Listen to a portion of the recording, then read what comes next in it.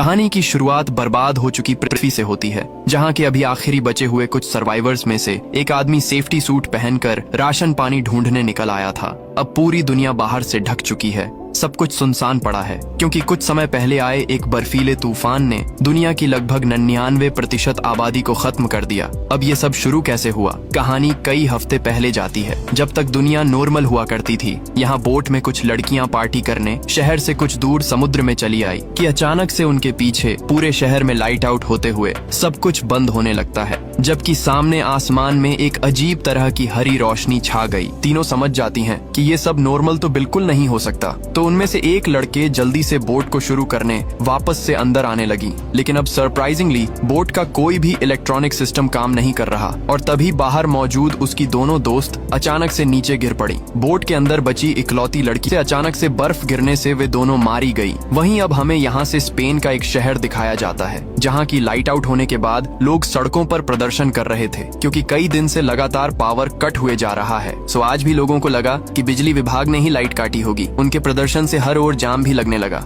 अब इसी ट्रैफिक में एक जवान भी है, जो कि अभी अपनी पत्नी और बेटी को घर छोड़कर आज की शाम अपने कुछ दोस्तों के साथ ड्रिंक करने उनके खास अड्डे पर जा रहा था। वो रास्ते में नोटिस भी करता है कि आज शहर में कुछ ज्यादा ही हलचल है, जैसा कि अमूमन होता नहीं था। खैर, जोन अभी के लिए इन सब पर ज्यादा ध्यान नहीं देता और सीधा अपने दोस्तों से मिलने अपने एक दोस्त अल्फ्रेडो के घर पहुंच जाता है। यहाँ उसके बाकी दोस्त भी टीवी में यही न्यूज देख रहे थे कि अचानक से एक फैक्ट्री में आग लगने से उसकी जहरीली गैस लीक हो गई, और वो गैस अगर बाहर निकली तो बहुत खतरनाक हो सकती है। सो जोन कहता है कि उन्हें इस न्यूज पर ज्यादा ध्यान नहीं देना चाहिए, और चारों दोस्त मिलकर अब गेम्स खेलने लगे। जल्द ही उनकी आज रात के लिए मंगवाई हुई बोतल भी आ गई, जिससे कि उनकी शाम और रंगीन हो जाएगी। लेकिन उनमें से किसी को नहीं पता था कि आज के बाद पूरी दुनिया बदलने वाली है। अचानक से ही अब यहाँ पर जनरेटर वाली पावर भी बंद हो गई। तभी ऊपर से अल्फ्रेडो की पत्नी एना भी आकर सबको इन्फॉर्म करती है कि जो डिलीवरी मैन उन्हें बोतल देकर गया था वो बाहर गली में गिर गया और मारा गया।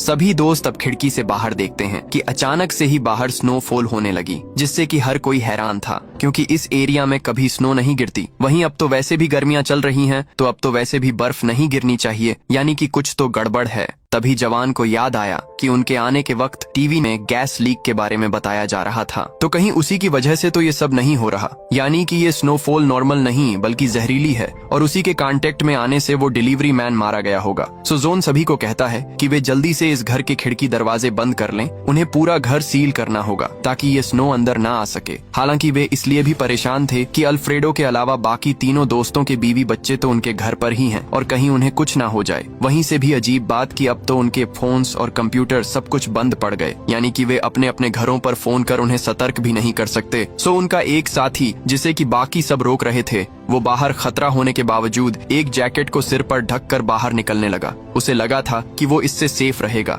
लेकिन जैसे ही वो बाहर निकला वो भी गिर पड़ा। अंदर बाकी के तीनों दोस्त उसे मरते देख बहुत परेशान होते हैं। किसी को नहीं पता कि अचानक से ये क्या हो गया। लाइट से लेकर फोन्स तक सब कुछ अचानक से बंद पड़ गया। तीनों दोस्त इसी बारे में सोच ही रहे थे कि तभी उनके घर के पीछे वाले दरवाजे पर एक यंग लड़की मदद मांगने आती है। दरअसल इस घर के पीछे एक पुराना गैराज है, और इसी के रास्ते ये लड़की अंदर आ गई। तीनों ने देखा कि इस लड़की ने सेफ्टी गीज के साथ साथ खुद को प्लास्टिक शीट से ढक रखा था, इसलिए वो बर्फ के कांटेक्ट में नहीं आई और सेफ बच गई। सो उन्हें यह तो यकीन हो गया कि उन्हें बाहर निकलने के लिए खुद को पूरी तरह से ढकना होगा। जुहान अब अपनी फैमिली को बचाने के लिए जल्दी से गैराज में जाकर गाड़ियां स्टार्ट करने की कोशिश करने लगता है, ताकि वो उसमें सेफली बाहर निकलकर अपनी फैमिली के पास जा सके। लेकिन अब यहाँ तो गैराज में सारी गाड़ियां बंद पड़ी थीं। जुहान अभी हार नहीं मानता और उसने अपने बाकी साथियों की मदद से एक जुगाड़ू सेफ्टी सूट तैयार किया। जुहान अपनी पूरी बॉडी को ढकने के बाद एक गैस मास्क ले लेता है, ताकि वो बर्फ सांसों के जरिए उसके अंदर ना जा सके, और बाकी सब अब डरते हुए उसे बाहर जाते हुए देखने लगते हैं कि कहीं वो भी तो उनके पहले वाले साथी की तरह मारा ना जाए। और अब सुबह होने के साथ जुहान बाहर निकल आया और लकीली उसे कुछ नहीं हुआ। सो जुहान अब पैदल चलकर अपनी पत्नी और बेटी के घर जाने लगता है। यहाँ रास्ते में सब कुछ तबाह हो चुका था। वे सभी लोग मारे गए जो कि बाहर रह गए थे। अब पूरे शहर में उसके अलावा उसे बाहर और कोई दिखाई नहीं देता। यहाँ कदम कदम पर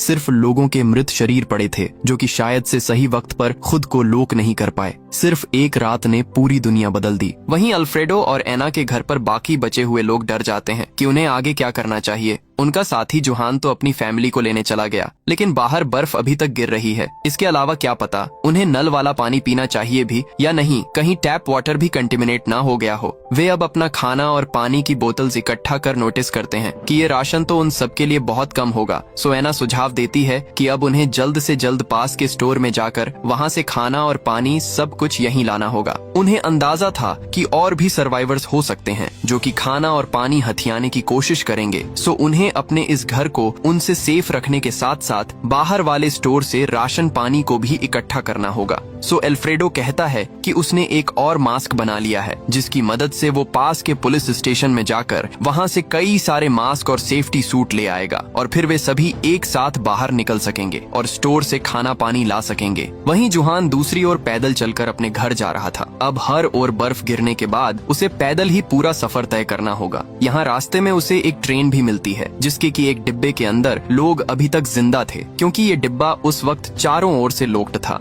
वहीं ट्रेन के बाहर मौजूद सभी लोग मारे गए। सो अब उस डब्बे में बचे हुए लोग जुहान को देखकर मदद के लिए चिल्लाने लगते हैं, क्योंकि वे खुद बाहर नहीं आ सकते और अंदर तो वे भूखे प्यासे मर जाएंगे। जुहान, जिसे कि समझ नहीं आता कि वो उनकी मदद कैसे करें, वो अब अपने पास मौजूद इकलौती पानी की बोतल उन्हें देकर कहता है कि वो उनके लिए पास से मदद लाने की कोशिश करेगा और तब तक वे यहीं छिपे रहें। वो अब और चलते हुए फाइनली अपनी बिल्डिंग में पहुंच ही जाता है। इस बिल्डिंग के भी बाहर बहुत से लोग मरे पड़े थे। फॉर्चुनेटली सही वक्त पर कुछ लोगों को पता लग गया कि वे बर्फ से मर रहे हैं, तो अब इस बिल्डिंग में कई सारे लोग अब तक अंदर रहकर जिंदा बच गए। अब जुहान जल्दी से 10वें फ्लोर पर मौजूद अपनी पत्नी इराना के पास गया और वो अब उसे सही सलामत देख बहुत खुश होता है। लेकिन अब उसे पता चला कि उसकी बेटी क्लेरा यहाँ नहीं है। इराना उसे रिवील करती है कि कल रात उनकी बेटी क्लेरा अपने दोस्तों के साथ पार्टी करने बाहर चली गई थी और उसे नहीं पता कि अब वो कहाँ होगी, क्योंकि अब ना तो किसी का फोन ही काम कर रहा है और ना ही इराना को उनकी बेटी की दोस्त के घर का पता था जिस दोस्त के साथ उसकी बेटी कल गई थी। इसीलिए इराना लगातार रोए जा रही है। सो जुहान अब इराना को शांत कर यकीन दिलाता है कि वो उनकी बेटी को कैसे भी करके ढूंढ निकालेगा और इसके लिए वो पहले क्लेरा के स्कूल में जाएगा ताकि वहाँ से उसे उसकी उसी दोस्त का एड्रेस मिल जाए।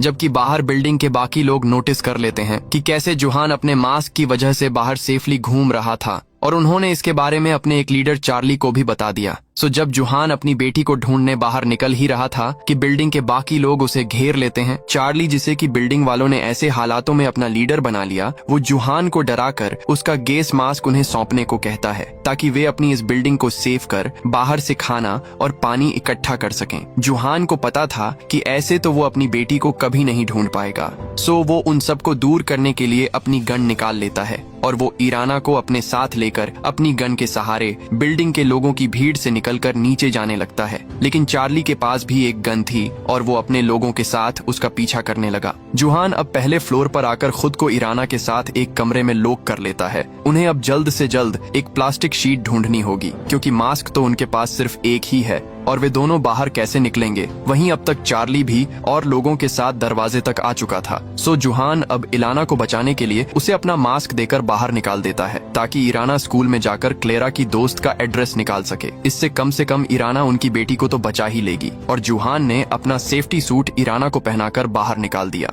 जबकि बाहर से चार्ली बाकी लोगों के साथ दरवाजा तोड़ अब अंदर आ ही जाता है। लेकिन जुहान तो इसके लिए पहले से तैयार था। उसने तभी अपने मुंह पर प्लास्टिक ढककर इस कमरे की विंडो तोड़ दी, जिससे कि स्नो अंदर आने लगती है और चार्ली समेत बाकी सबको अपनी जान बचाकर वापस अंदर भागना पड़ा। वहीं जुहान प्लास्टिक शीट लपेटकर खिड़की से नीचे कूद जाता है। हालांकि प्लास्टिक के अंदर ज्यादा ऑक्सीजन नहीं थी, तो सांस न आने से वो वहीं बेहोश होकर गिर पड़ा और जब उसकी आंखें खुली तो वो खुद को एक गाड़ी में पाता है जिसके अंदर उसके बाकी के दोस्त थे। वे दोस्त जिन्हें कि वो अल्फ्रेडो और एना के घर छोड़ आया था। अल्फ्रेडो उसे रिवील करता है कि उसके जाने के बाद वो खुद पुलिस स्टेशन से जाकर और ज्यादा सेफ्टी सूट और गैस मास्क ले आया और फिर वे सब मिलकर जुहान और उसकी फैमिली को पिक करने आ गए। उन्हीं की वजह से जुहान की जान बच गई और यहाँ से जुहान और इराना अपने बाकी दोस्तों के साथ उनके घर जाने लगते हैं ताकि वे आगे के बारे में प्लान कर सके। हालांकि किसी ने ध्यान नहीं दिया कि ऊपर आसमान से एक अजीब तरह से आग के मेट्योराइट्स पृथ्वी पर गिर रहे हैं,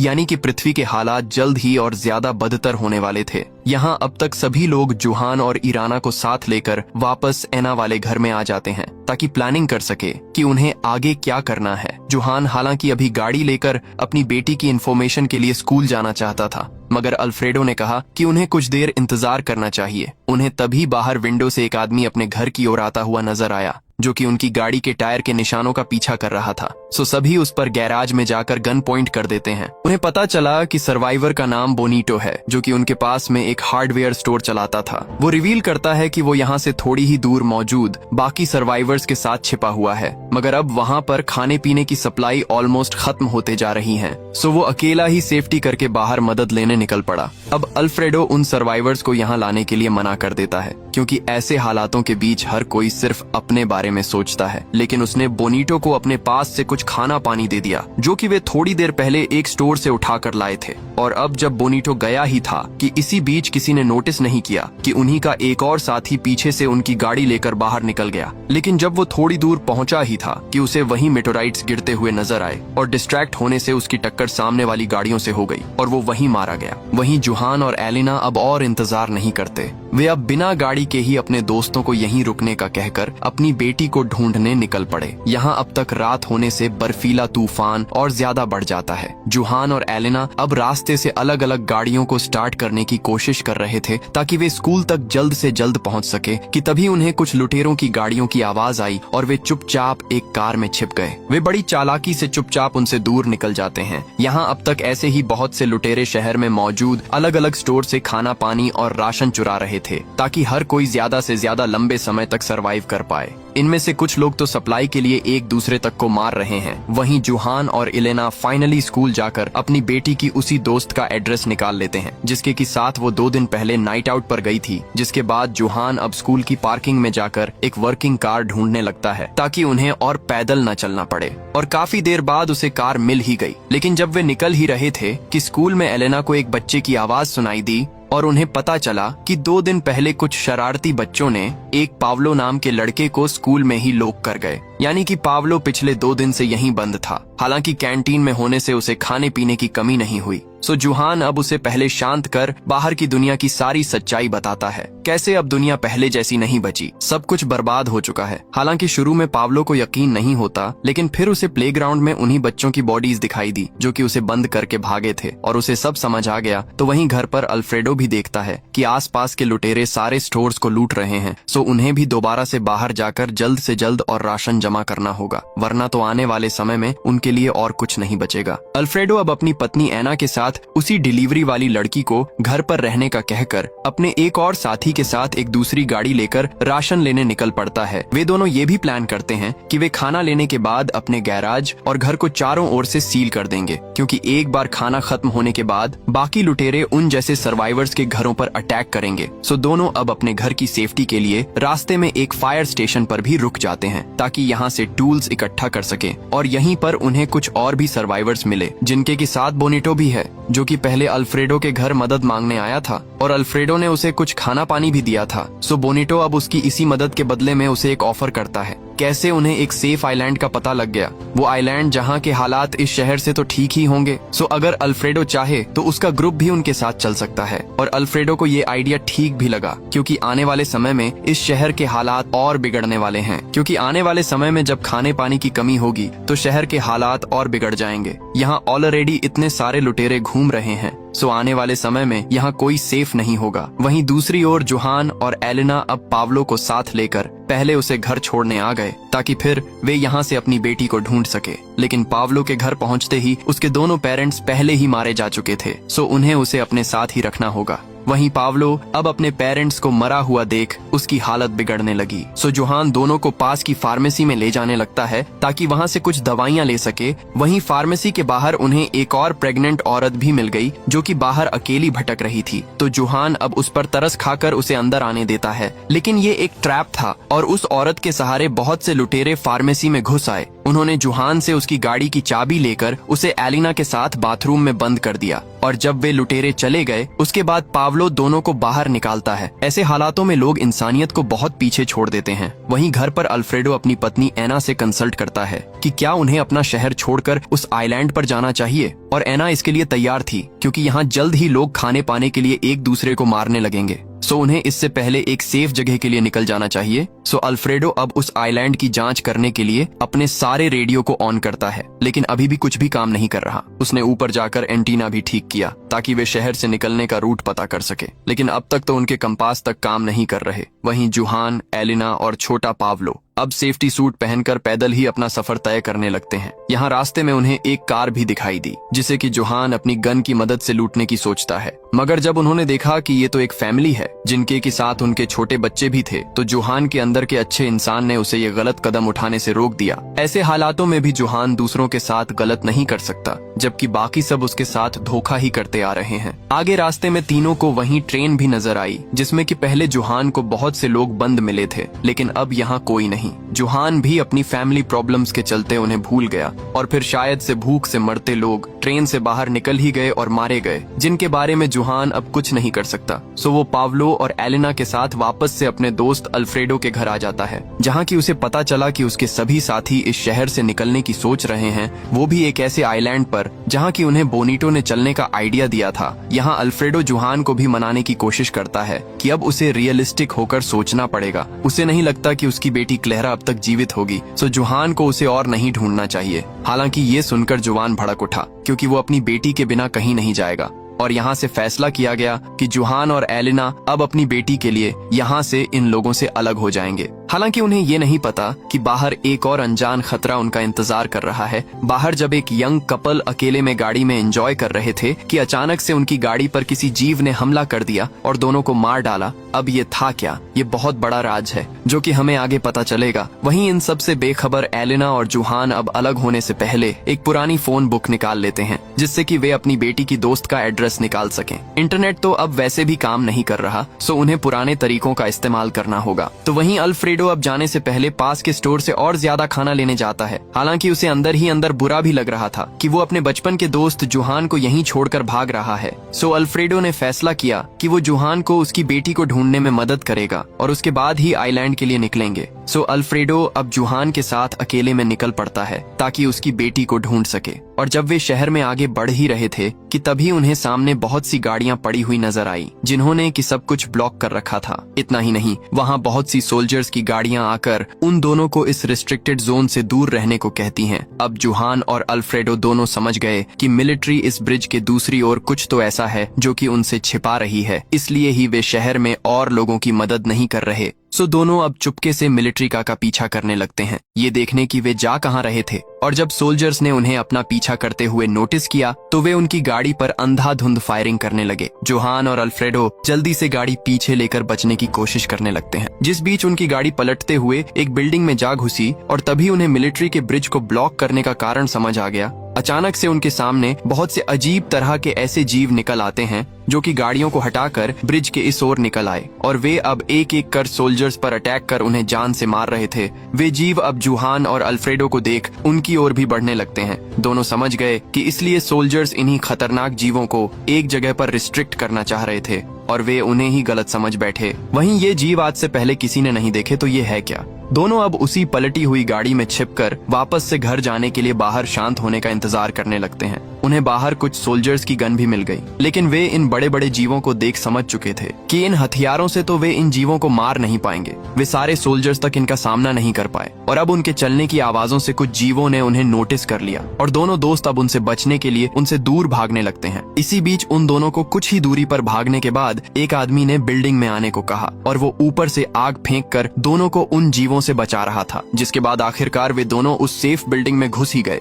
यहाँ वे देखते हैं कि यहाँ तो एक चर्च में में बहुत से सर्वाइवर छिपे हुए थे। यहाँ इस चर्च की लीडर एक नन अब जूहान और अल्फ्रेडो को ऊपर छत पर ले जाकर वही मटोराइट्स दिखाने लगती है जो कि पिछले कई दिन से पृथ्वी पर गिर रहे थे, और उसने रिवील किया कि कैसे ये जीव असल में इन्हीं मटोराइट्स से पृथ्वी पर पहुंचे हैं, यानी कि ये किसी एलियन प्लेनेट से आए होंगे। और अगर ऐसा ही जारी रहा तो ये जीव पृथ्वी से सारे इंसानों को मारकर खुद पृथ्वी पर कब्जा कर लेंगे, यानी कि उनके सामने और बड़ा खतरा आ गया। अब जूहान और अल्फ्रेडो जल्दी से घर जाना चाहते थे ताकि वे अपने ग्रुप के बाकी लोगों को इन जीवों से सतर्क कर सके, लेकिन नन ने उन्हें दरवाजा खोलने से रोक दिया, क्योंकि अगर उन जीवों को उन सब की भनक भी लगी तो कोई जिंदा नहीं बच पाएगा। और आज की रात दोनों को ना चाहते हुए भी इसी चर्च में बितानी पड़ती है। यहाँ चर्च के लोग बारी बारी से जाकर पहरा दे रहे थे, जबकि जूहान तो इसलिए दुखी था कि उसे पता नहीं अपनी बेटी कब तक मिलेगी और वो सेफ होगी भी या नहीं। वैसे भी इस आपदा को फैले अब तक कई दिन बीत चुके हैं। तभी उसे बाहर से आवाज आई और वो बाहर जाकर ये देख हैरान रह गया कि यहाँ तो अब हर जगह हजारों जीव इकट्ठा हो चुके थे,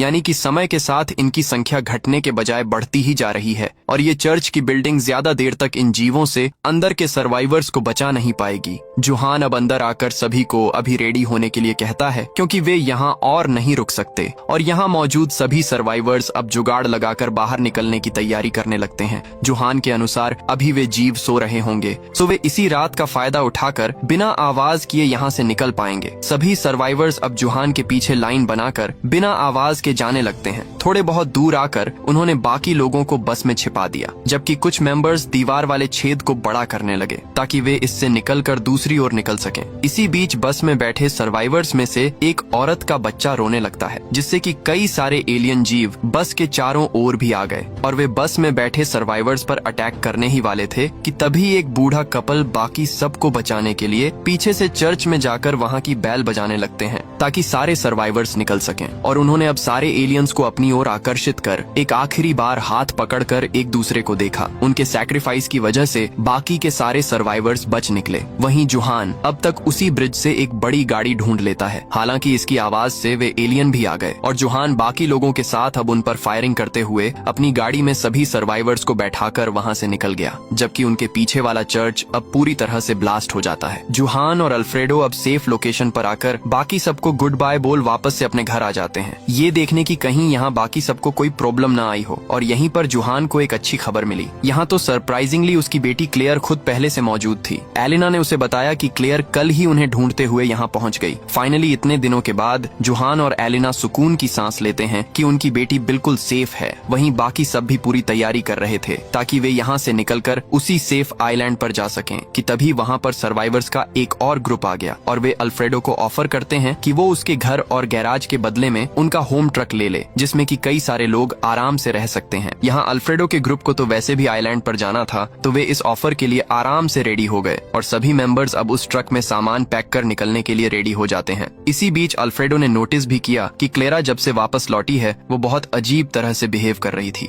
जैसे कि वो अपने खुद के बस में ना हो। लेकिन कोई भी अब इस पर ज्यादा ध्यान नहीं देता और सब अब ड्राइविंग करते हुए उसी आइलैंड की ओर निकल पड़े। लेकिन जब वे काफी देर ड्राइविंग के बाद समुद्र तक पहुंच ही गए तो यहाँ पर उन्हें एक और प्रॉब्लम आ गई। यहाँ पृथ्वी के बदलते वातावरण के कारण अब पानी का लेवल बहुत नीचे चला गया, सो उन्हें कोई और लोकेशन ढूंढनी होगी जहाँ से वे बोट का इस्तेमाल कर सकें। लेकिन अब क्योंकि शाम हो रही थी तो अभी के लिए उन्हें रात बिताने के लिए कोई जगह ढूंढनी होगी और वे सभी पास के एक शॉपिंग मॉल में जाकर आज रात बिताने का फैसला करते हैं। यहाँ शॉपिंग मॉल में उनके अलावा और भी बहुत से लोग थे, जिनमें कि वे सर्वाइवर्स भी हैं, जिन्हें कि जूहान और अल्फ्रेडो ने चर्च में बचाया था। यहाँ मौजूद सारे ही लोग मिलकर एक दूसरे का साथ दे रहे थे कि इसी बीच क्लेयर को अचानक से दौरा आने लगता है, जो कि आज तक उसे कभी नहीं आया था। लेकिन फिर से सभी को लगा कि ये सब उसके कई दिन अकेले ऐसे हालातों में रहने की वजह से हुआ होगा और सब इसे इग्नोर कर फिर से सो गए कि सुबह अचानक से जूहान की आंख बहुत ज्यादा शोर से खुलती है। उन्हें पता चला कि बाहर जो जहरीली स्नोफॉल हो रही थी वो अचानक से ही रुक गई और बाहर कई दिनों के बाद फाइनली अच्छी खासी धूप निकल आई। लोग बाहर निकलकर भी देखते हैं कि अब वे बाहर जाने से मर नहीं रहे। यहाँ हर कोई खुश होता है कि फाइनली शायद से ये आपदा खत्म हो गई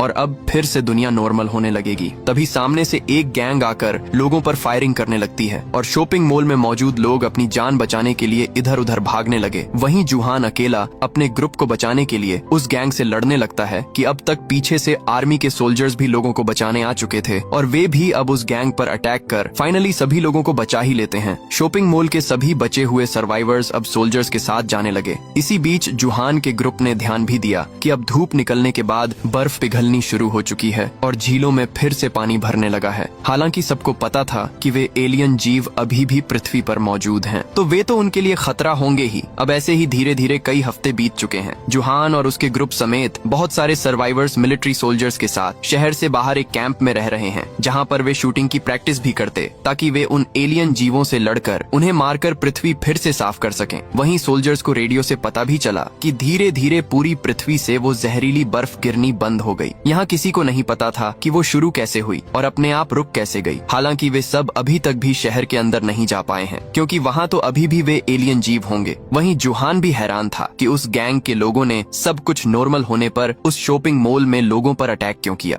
इसमें भला उनका क्या फायदा था। और अब एक शाम उन सबको बताया जाता है कि मिलिट्री कुछ लोगों को शहर में भेजना चाहती है ताकि वे शहर के अंदर के हालातों का पता लगा सके। इसके लिए उन्हें एक ट्रेन का इस्तेमाल करना होगा जो कि सीधा शहर के अंदर जाती है। और अब अगली सुबह होते ही जुहान की अगुवाई में उसका छोटा सा ग्रुप शहर में जाने के लिए निकल पड़ते हैं। वे सब ट्रेन को स्टार्ट कर अब रास्ते से सब कुछ हटाकर आगे बढ़ते जा रहे थे और जब वे शहर के अंदर घुस गए तो हर कोई जश्न मनाता है। जिसके बाद वे ट्रेन से उतरकर पैदल ही आगे बढ़ने लगते हैं। वे देखते भी हैं कि उस आपदा के कारण पूरा शहर तबाह हो रखा था। लेकिन इससे भी अजीब बात कि अब किसी को भी शहर में वे एलियन जीव कहीं नजर नहीं आते। सब हैरान थे कि वे जीव कहाँ गए होंगे। इसके अलावा उन्हें शहर में और भी कुछ लोग नजर आए जो कि काफी वियर्डली बिहेव कर रहे थे। अब ऐसा क्यों हो रहा है, हमें ये आगे कहानी में पता चलेगा। यहाँ ग्रुप के कुछ लोग शहर के दूसरे हिस्से में चले जाते हैं ताकि वहाँ का मुआयना कर सके। तो वहीं जुहान का ग्रुप अब रेडियो सेटअप कर शहर के बाहर मौजूद अपने बेस को सब रिपोर्ट करते हैं जो उन्होंने अब तक शहर में देखा था। वहीं उन्होंने एक बिल्डिंग के ऊपर चढ़कर ये भी देखा कि शहर की दूसरी दिशा में एक अजीब सी ब्लू लाइट चल रही थी। सो जुहान कमांडर से कहता है कि उन्हें कुछ और लोगों को वहाँ भेजकर उसके बारे में पता करना होगा कि ये है क्या। लेकिन अभी रात को कमांडर इसके लिए मना कर देता है। सो आज की रात जुहान फिर से अपने साथियों के साथ वहीं कार्ड्स खेलते हुए पार्टी करने लगता है, जैसा कि वो कहानी के शुरू में कर रहा था। उसे लग रहा था कि अब सब ठीक हो जाएगा कि अब अचानक से ही उनका एक साथी लूकस, जो कि ऐसा लग रहा था कि वो अपने होश में नहीं है, उसने उनके एक और साथी को चाकू मार दिया और खुद ऊपर भाग गया, जहां बाकी लोग उस घायल मेंबर को ट्रीट करने लगते हैं। जबकि जुहान लूकस को देखने गया कि उसे अचानक से क्या हो गया,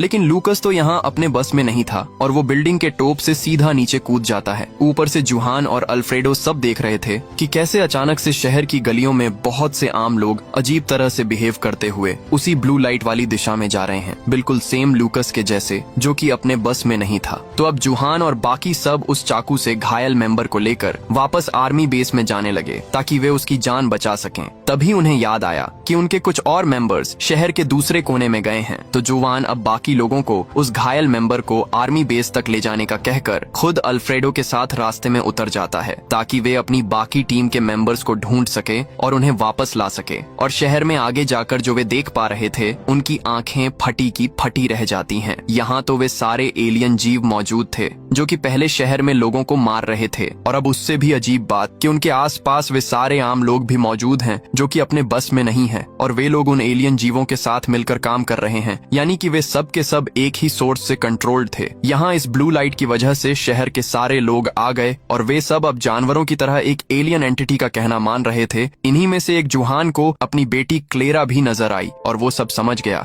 इसलिए ही क्लारा उसके मिलने के बाद से ही अजीब तरह से बिहेव कर रही थी। जुहान को धीरे धीरे सब समझ आने लगा कैसे जब सब कुछ नॉर्मल हो गया तो उस गैंग के लोगों ने आम लोगों पर अटैक कर दिया, क्योंकि वे गैंग के मेंबर भी अपने बस में नहीं थे। कहानी के शुरू से लेकर अब तक कभी कुछ ये मिस्टीरियस एलियन रेस कर रही है। इन एलियंस ने ही पृथ्वी पर उस आपदा की शुरुआत की और 99% से ज्यादा आबादी को खत्म कर डाला ताकि पृथ्वी इंसानों से खाली हो सके। फिर उन्होंने ज्यादा बचे हुए लोगों को अपने जीव भेजकर भी खत्म करवाया, और जब इंसानी आबादी उनके मन मुताबिक रह गई तो उन्होंने ही पृथ्वी को पहले जैसा कर दिया, ताकि वे बचे हुए इंसानों को अपने कंट्रोल में करके उनसे अपने काम करवा सकें। अब जूहान यहाँ सबको दूर से देख रहा था। ऐसे हजारों लोग किसी पालतू जानवर की तरह उन्हीं एलियंस का कहना मान रहे हैं। उसकी बेटी क्लेरा भी उन्हीं का हिस्सा है और अब पूरी पृथ्वी उन एलियंस के कंट्रोल में है। और इसी सीन के साथ ये कहानी यहीं पर खत्म हो जाती है। दोस्तों, आपको वीडियो कैसी लगी लाइक करके जरूर बताना। वेल, अगर आपको इसका पार्ट 2 चाहिए तो 1000 कमेंट करवा दो। बाकी मिलते हैं अगली शानदार वीडियो में, तब तक के लिए सब्सक्राइब बटन दबा दो।